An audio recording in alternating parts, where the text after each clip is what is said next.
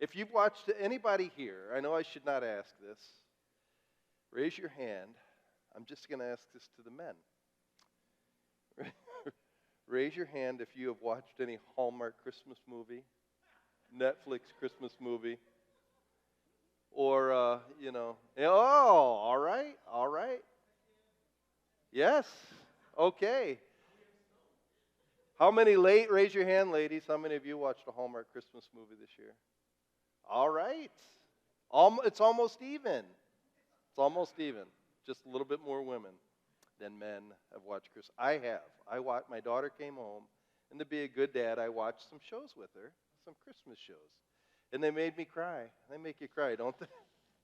But they always paint Christmas being either ornaments, snow, Santa. I heard Chris say this morning something about Santa. What did you say about Santa?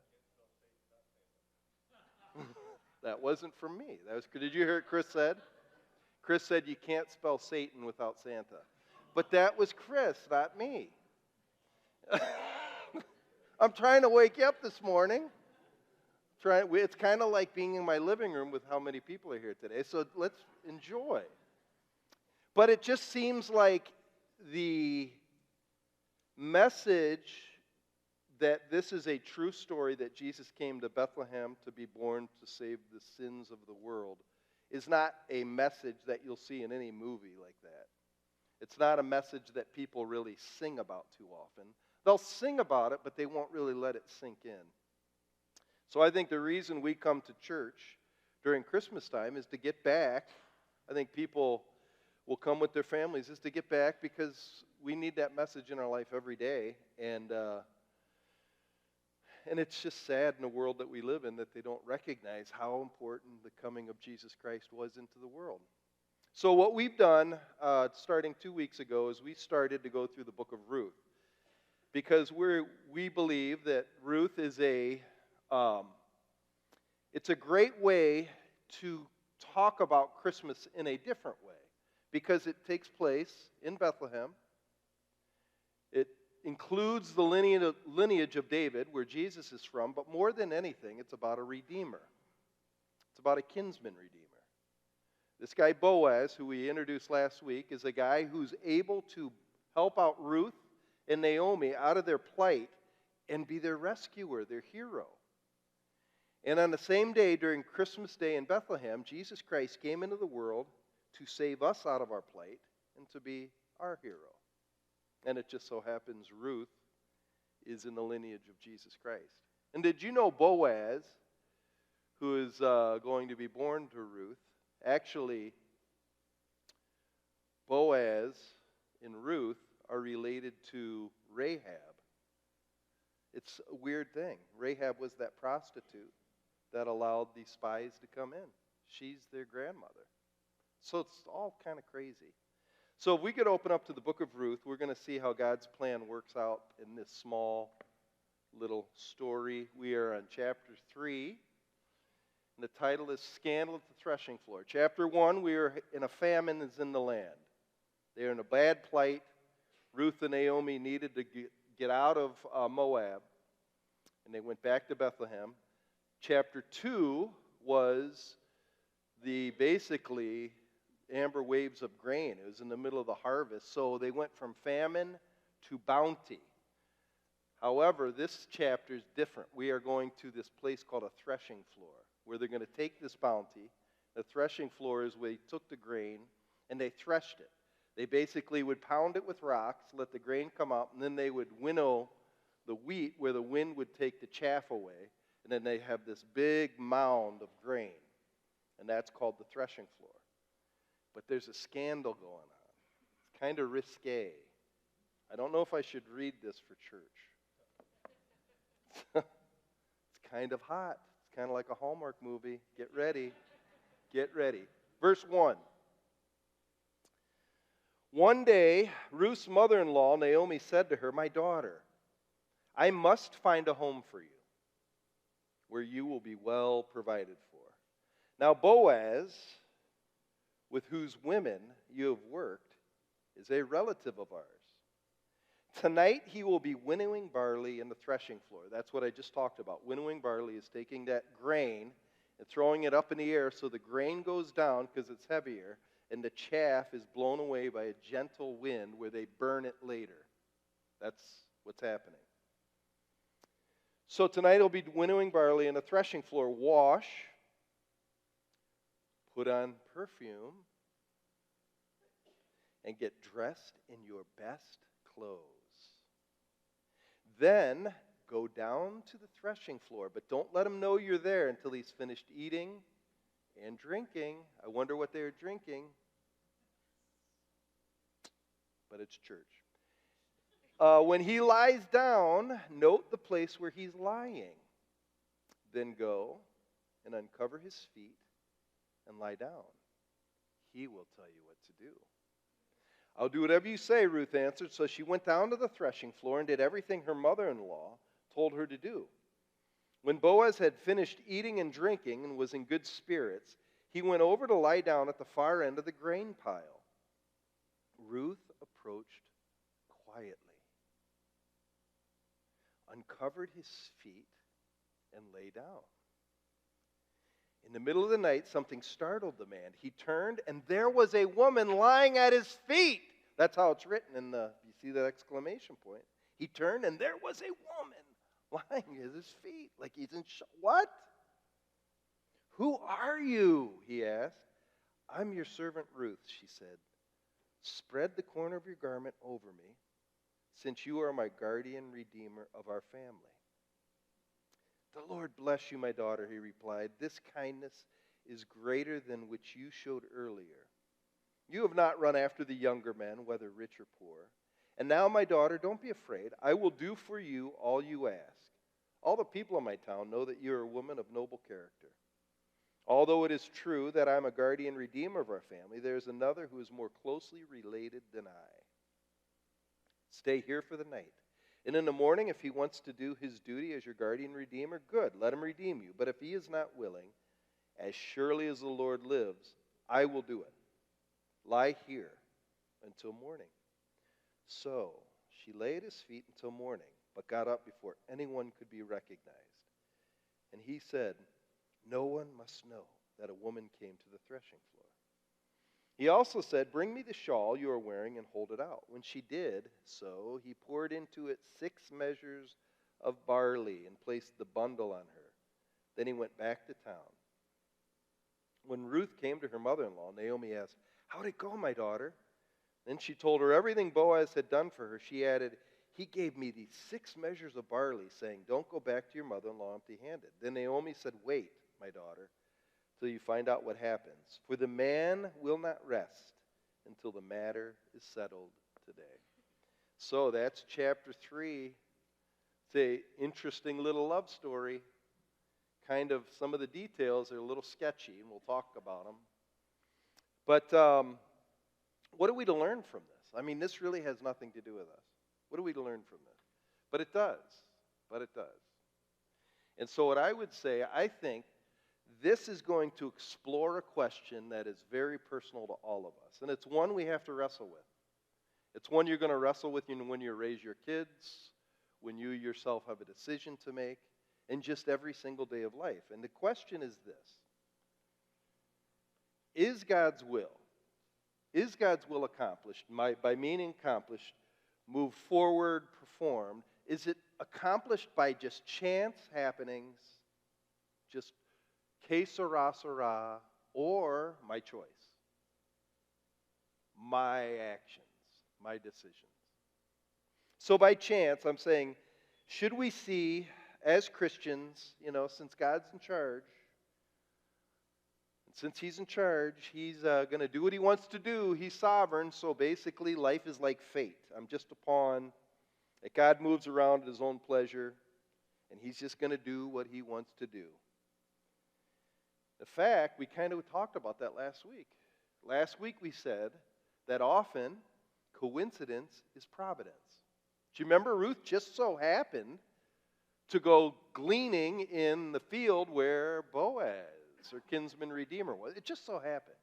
And then when she started being at the field, remember, it just so happened he arrived at the same time she arrived. coincidence is providence. So yes, you can say God does use chance meetings, seemingly random turn of events. Like I'm sure many times you might have been saying, man, I got to talk to that guy. And you go to a store and there's that guy. I'm sure that kind of stuff has happened to you. Does he even use the mistakes that I make to carry out? Yes. He'll use all of this because he's sovereign. So often coincidence and even mistakes turns out to be providence because God is in charge. He knows the end from the beginning. But for some people, they don't like this. They would say, why try then? Why care? If God is going to do what he's going to do, and I'm moved like a little teeny pawn on his chessboard at his discretion, why try to discern his will for my life? All in all, as Pink Floyd says, we're just another brick in the wall. We just do what he wants me to do. But choice, on the other hand, is different. Choice is seeing life where God has given me what's called agency. He's made me a person that can choose. And in my choice, it invites me to be a part of God's action or will in my life. God wants me to play an integral part of my future. He wants me to choose him.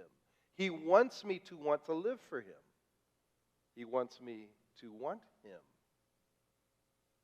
There's something about agency where he respects my individual decision. In fact, that's all worship is. Worship is my choice. That's why he asked us to come this morning. You didn't have to come this morning, but I think he's honored by your coming this morning. So, even though it's true that he's always working, he is also inviting us to be a part. And it's the eternal debate between sovereignty and free will. They both are true. We choose, God moves. They both are true. I like to look at it like this. This debate to me is kind of like, have you ever gone canoeing before? You get in a canoe, and that river is fast, especially if you're in a river with currents of 4 or 5 rapids. My cousins lived down in Loudonville, Ohio, and they always had canoe liveries. And I can remember my cousins were great at canoeing. And I thought, growing up, they would take me down the river in a canoe. And so I invited my friends to go to Loudonville, and me and my friends went to canoeing. But I thought I knew how to canoe, but I didn't. If you don't know how to steer a canoe, it's bad. Have you ever been in a canoe and you don't know how to steer? It's really bad. So the river's current is like God's will is always going to take you to the bottom of the river. He's going to get you there. But you have a decision on how you're going to get there. Is it going to be a ride where you're stuck in the weeds all the time? You get your head cut off by a branch that's overhanging because you don't know how to steer because you're lazy, or you don't learn, or you don't want to know how to read the river and find the eddy. And when I was in college, I'm like, man, I got to learn how to canoe better. So I took canoe class. I got 3 credits in college for canoe class. It was the hardest class. One of the hardest classes. I thought I'd take these breeze classes. I took scuba diving. Oh, that's going to be easy. Oh, man, that's terrible. I took canoe class, and I took listening class. Listening class, it was one of the worst grades I ever had. We weren't allowed to take notes. We had to listen the whole time. And all of our tests were based on our listening. It's terrible. But canoe class was bad. We went down these rivers in Indiana where we almost died. But we learned how to navigate rapids, eddies, white water. That's what living by choice is like. I can just say, God's got it. I don't need to follow his word. I don't need to learn. He's going to get me down the river one way or another.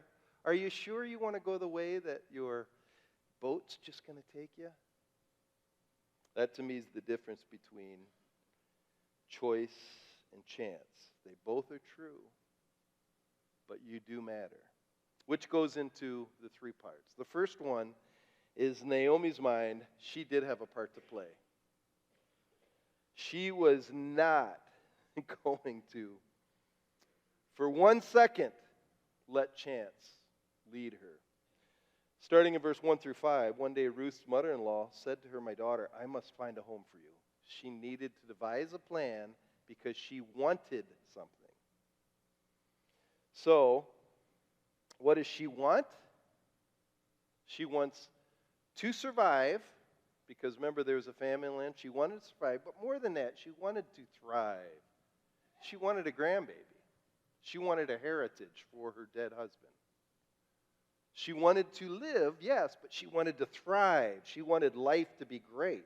So, after last week, what happened with Ruth and Boaz, not only did she finally have this glimmer of hope, not only am I going to survive, but this Boaz guy, he might marry Ruth, and then I can have my grandbaby. He's going to be the answer for us thriving. And with this hope that now Naomi has, it got her dreaming. And what we're going to see, I would dare say scheming, Jewish scheming. Even today, for you, when it comes to your life and the will of God, it is hope that keeps people alive and thriving. Without hope, people lose all reason to try. Without hope for tomorrow, why try? If everything is fate and it's just up to God, why care? But with hope comes your ability to have creativity and ingenuity to accomplish what you want. If God is who He says He is, He is always available to get us out of the mess we're in. There's always hope. If God is who He says He is, and you think you're in a mess right now, and you think you're not going to make it through, there's always hope. To not just survive, but thrive. To have more than you can ever hope or imagine. So in Naomi's heart, she came up with a plan. Step one, she said, I need to find a home for you.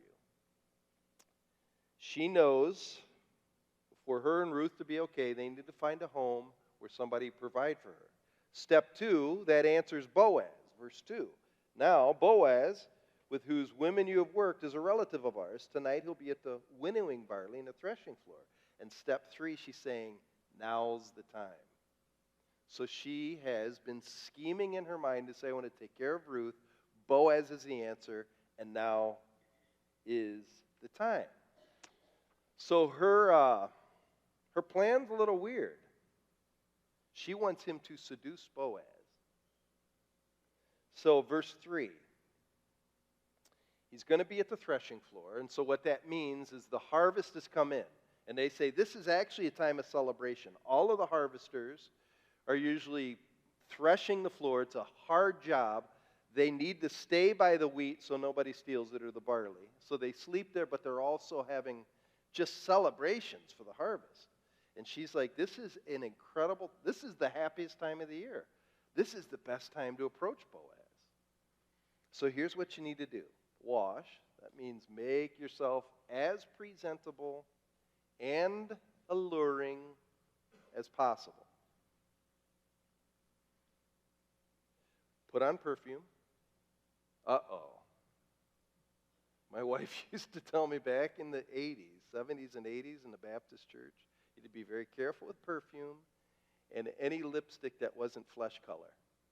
She said red lipstick was seen as sinful in the Baptist church back in the 70s. Naomi would be kicked out of the Baptist church in the 70s. Ruth put on perfume. Why would she put on perfume? For seduction. People don't like that in church. Put on perfume and get dressed in your best clothes. Then go down to the threshing floor. But don't let him know you're there until he's finished eating and drinking. And so they are feasting. They are drinking wine because they did. You can read Isaiah 25, Psalm 104. Wine was a part of their diet. It also makes merry the heart of man, as it says in Psalm 104. So you know he's in a festive spirit. But it's dangerous because that's where the men were. And so she's got to be careful that she doesn't be seen as a Woman of ill repute coming in here. That's why it says, don't let him know you're here until he's finished eating and drinking. When he lies down, note the plate where he's lying, because it's going to get dark soon. And you don't want her stumbling and uncovering a different man's feet. So she better mark who it is. Then go and uncover his feet and lie down. He will tell you what to do. The question is, what does that mean, uncover his feet? Some people said it's a way of waking him up. Feet outside of the warm blanket. Whoa, what's going on? Others, it's an indication that she wants to join him basically underneath his covers. She wants him to cover her, take care of her. So, verse 5, I will do whatever you say. So, the original question we started off with, is God's will accomplished by chance or by choice? I think Naomi would say, I'm not leaving anything to chance. She believes completely in the idea that the decisions of people help to carry out the will of God. So, for Naomi, God has already been arranging this, and now it's Ruth's turn to enter the picture of her own volition, to step through the door of opportunity. So I'd say this, that it is not wrong to want things. It's not wrong to ask God for things. Or is it wrong to go after those things that I think God has implanted in your heart? It's not wrong. James says you do not have because you don't ask God. When you ask, you do not receive because you ask with wrong motives. In other words, as long as your motives are pleasing to God, ask. Seek. Knock. Jesus wants us to be moved and ask him for things and to participate in his will in our life. And then when he opens the doors of opportunity, walk through them. One man said this about living a life of faith. This is a cool statement. Believing in God does not mean that one has a distaste for life. Rather, it implies the joyful acceptance of life and the expectation of a new day or salvation. The believer trusts that life is not a waste of time, since God is in the source of life that redeems it. Thus, faith carries with it a love, a zest, an appreciation for life. Is it wrong? You could ask it like this. Is it wrong for a single woman or a single man to want to find a mate and get married? No. I don't think so. I think it's just the opposite. I believe God puts desires in a person's heart, and he's the one who first moves us to want, so we will act. So he moves in us to act in a will according to his good purpose. So you could say desire is his invention. The desire to be married is his invention. The attraction, I even think, to a pretty girl is his invention. Is it wrong to take steps to make that happen? Which gets in the slippery problem. Like, let's say, joining Match.com or eHarmony.com or having somebody set you up with a blind date. Is that wrong? No. I mean, what Naomi did is far worse than going on a dating app. But you must always check your motives and why you do what you do. Is it wrong to want a better job? Do I just have to stick a job out because I got to be loyal? Or can I want a job that maybe pays more and I enjoy more? Is that wrong? No. No. But again, you must check your motives. Is it wrong to want to be an actor in Hollywood? I don't know. You have to check your motives. Is it wrong to want a nicer house? No. I want to show you something that's in my favorite heart check verse. Go to 1 Timothy 4.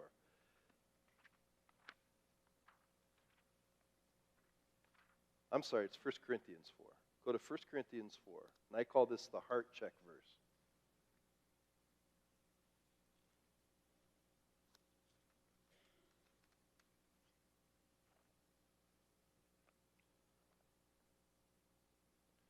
So 1 Corinthians 4:1. Paul is talking about what it's like to be an apostle. I'll even say what it's like to be a servant, a steward of what God has given you. So God's given you life, breath, resources, time, and He's given them to you in your possession, agency. You can use them as you want. It's up to you. It's your choice. But listen to what he says in verse 1. This is how you ought to regard us as servants of Christ and those entrusted with the mysteries God has revealed. We've been entrusted with things. Specifically, he's talking here the gospel or the ministry of the gospel. But more than that, we are stewards. We're entrusted with all kinds of things. He's entrusted you with your family, your finances. Now it is required that those who have been given a trust must prove faithful. I care very little if I'm judged by you or by any human court. Indeed, I do not even judge myself. My conscience is clear, but that does not make me innocent. It is the Lord who judges me. Therefore, judge nothing before the appointed time. Wait until the Lord comes. He will bring to light what is hidden in darkness and will expose the motives of the heart. At that time, each will receive their praise from God. So there's 3 steps in this. You have agency, which means you are a being that can make choices. Number 2, you're given responsibilities that you, before God, are responsible for. Nobody else is. You alone are responsible for that. Number 3, people don't really have the right to judge you on how you do what you do with your life, the choices you make. In a sense, you can't even judge yourself because we're kind of blind. However, we need to make those choices with clear consciences. That means we have to check before God. Am what I'm doing right, God? And He will either convict you or there will be sometimes a peace about it. Still doesn't make you innocent. But then it all comes down to the day. When you come to the day, the judgment seat of Christ, He is going to judge you on your service before Him with rewards, which could either be wood, hay, or stubble, or precious gems. It's up to you. You'll be rewarded by the choices you make. But you got to check your heart. Why do you want to do? So you want to date? Are you going to some rotten apps and going to bars and stuff like that? It's your choice, but you really want to face God on that choice? I don't. So, if we go back to Ruth, when God starts moving you, He's going to want you to act, but acting always takes risk.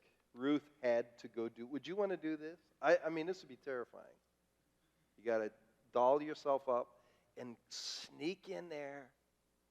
You could lose your reputation. You could sleep at the wrong feet. You could go to the wrong guy. It's going to be a bad night for you. She's like, I'd be like, Naomi, you sure you want Ruth to do this?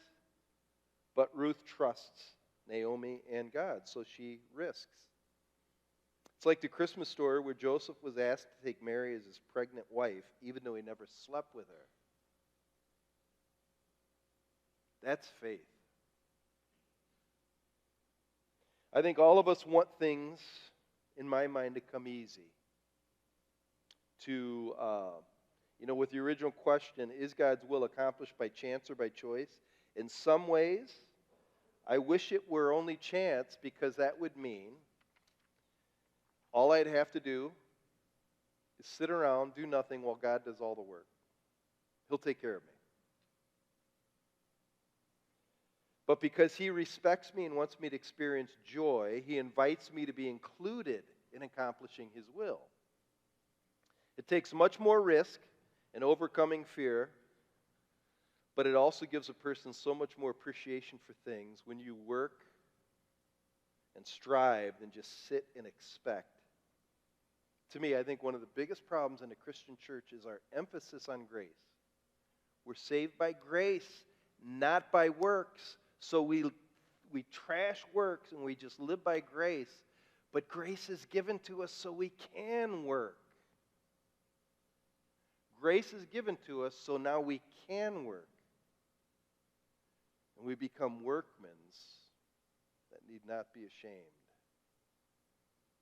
It is through work that He's glorified through us. It is through work we find pleasure and satisfaction. It is through work that the world's blessed. Not by our sitting around and waiting for God to just take care of things. Which comes to part 2, the proposal. This is where it's a lot of questions. What exactly happened in verse 7 and 8? Verse 7 and 8, it basically says, when Boaz had finished eating and drinking and was in good spirits, he went over to lie down at the far end of the grain pile. So he's by this big pile, probably protecting it, but he's just partied, party in the sense of had a great time. I'm not using party in a bad sense, like not doing drugs and stuff. He's enjoying life. It's okay to enjoy life, to laugh. So he was in good spirits. Went over to lie down. Ruth approached quietly and uncovered his feet and lay down. In the middle of the night, something startled the man. He turned, and there was a woman lying at his feet. And then she basically told him to take your garment and cover me. I don't know what that means. I know there's virtue in it because he really complimented her on being a woman of virtue.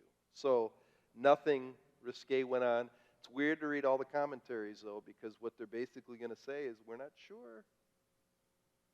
We're not sure, but I know that Ruth and Boaz were people of incredibly noble character. But I do know she's wearing perfume, so you know he was a little bit enticed. He was. He was.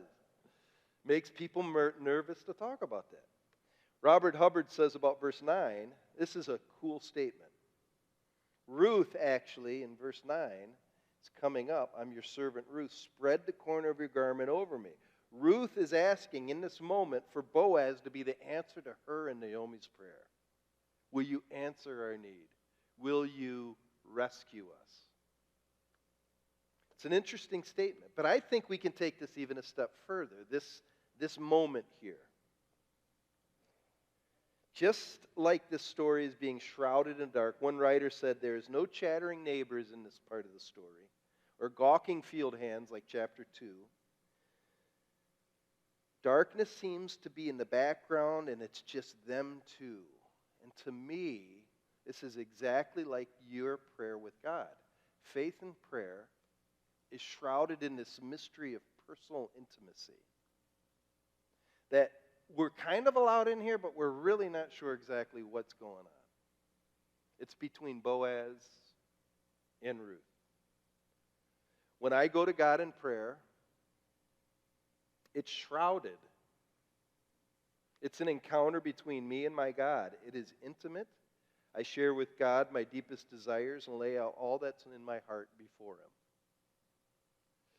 You could take, actually, to me, verses 10 and 11, and Boaz's response to Naomi, or to Ruth.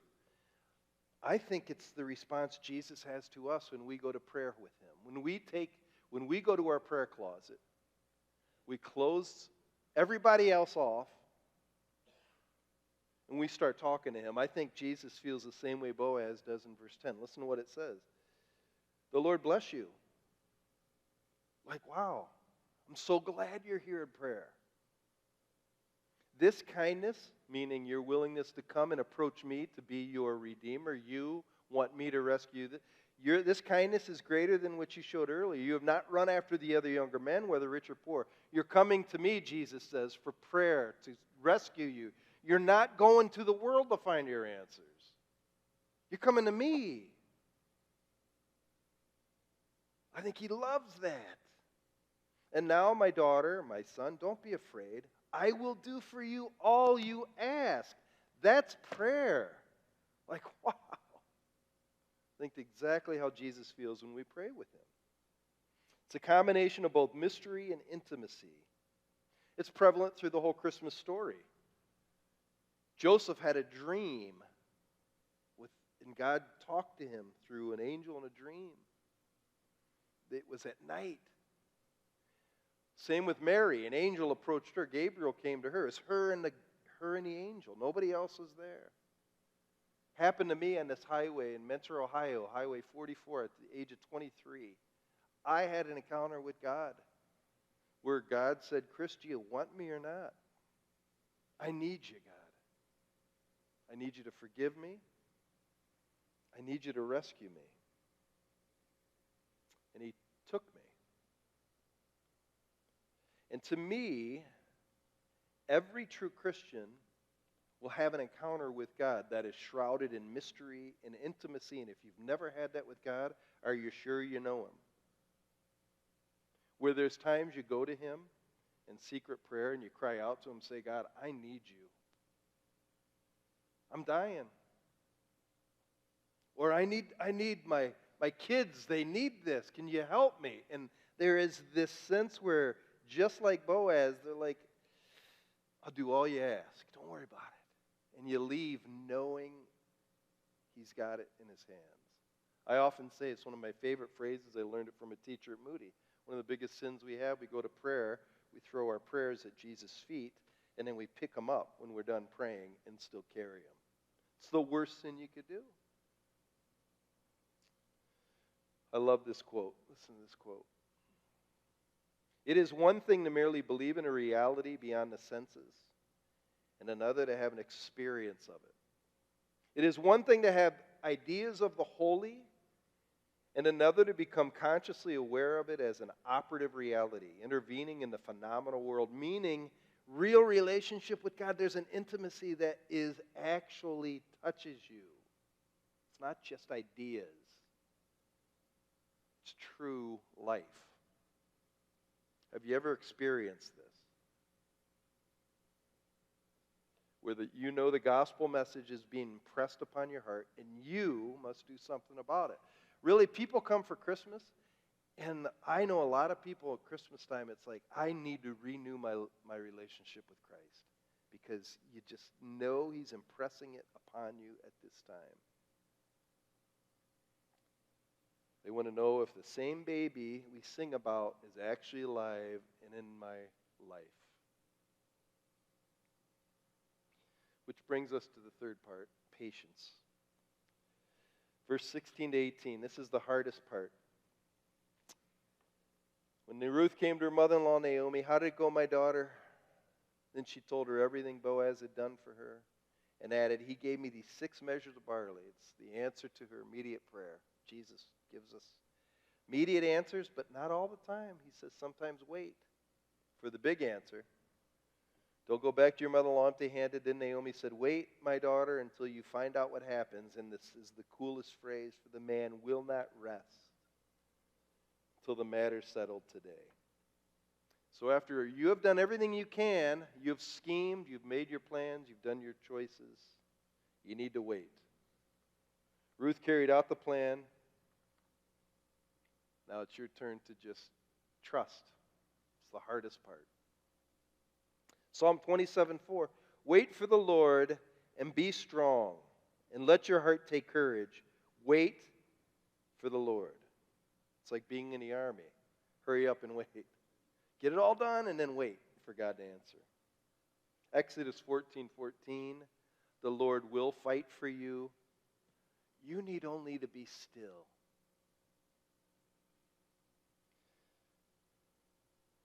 The man will not rest till he gets her done. And I think that's true about Jesus. And next week we're going to see how God, through Boaz, gets it done. So, what do we make of it? I like what one commentator said is this is the whole point of this chapter. God carries out his work.